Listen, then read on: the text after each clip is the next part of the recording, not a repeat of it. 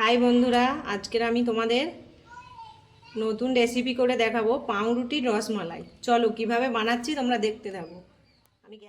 দেখো পাউরুটির রসমালাই বানাতে কি কি লাগছে। এখানে 1 কাপ গুঁড়ো দুধ, 1 কাপ চিনি আর কিছুটা কিশমিশ।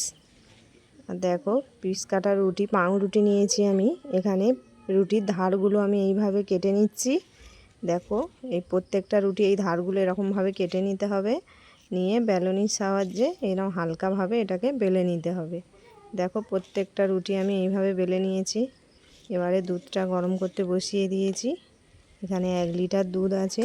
পুরো দুধটা দেবো না, কিছুটা দুধ রেখে দেবো, লাস্টে মালাইয়ের জন্য লাগবে। দেখো পরিমাণ মতো চিনি দিয়েছি, যে যেরকম মিষ্টি খাবে সেরকম চিনি দেবে। এবারে দিচ্ছি পরিমাণ মতো গুঁড়ো দুধ। দেখো গুঁড়ো দুধটা দিলে কি হয়, পুরটা খুব সুন্দর হয় লাস্টে। দেখো এবারে আমি এইভাবে মিশিয়ে নিচ্ছি পুরোটা, নেড়ে নেড়ে এটাকে আমি একদম ঘন করে দিয়েছি। দেখো এরম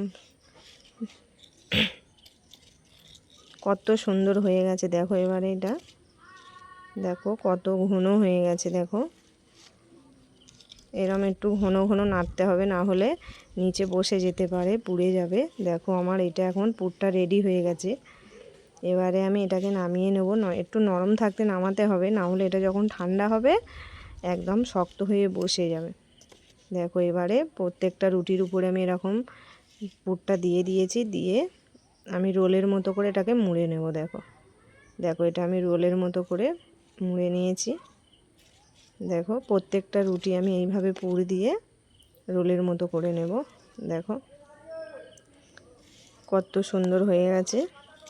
এবারে আমি মালাইয়ের জন্য দুধ গরম করতে বসিয়ে দিয়েছি। এবারে এতে আমি কিছুটা অল্প গুঁড়ো দুধ অ্যাড করেছিলাম, তোমরা করতেও পারো বা নাও করতে পারো।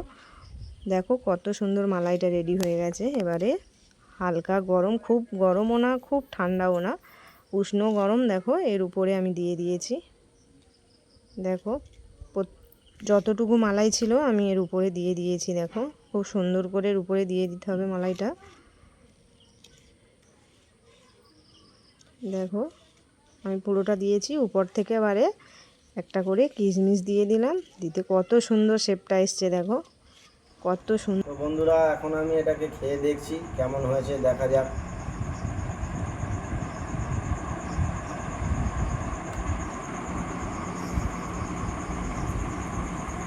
সত্যি অসাধারণ, খুব সুন্দর হয়েছে। তো বন্ধুরা ভিডিওটা করতে অনেক সময় লেগেছে। যদি চ্যানেলে নতুন হয়ে থাকো সাবস্ক্রাইব করবেন, লাইক শেয়ার কমেন্ট করে যাবেন। পরের রেসিপি দেখতে আমাদের এই চ্যানেলটাকে ফলো করে রাখবেন।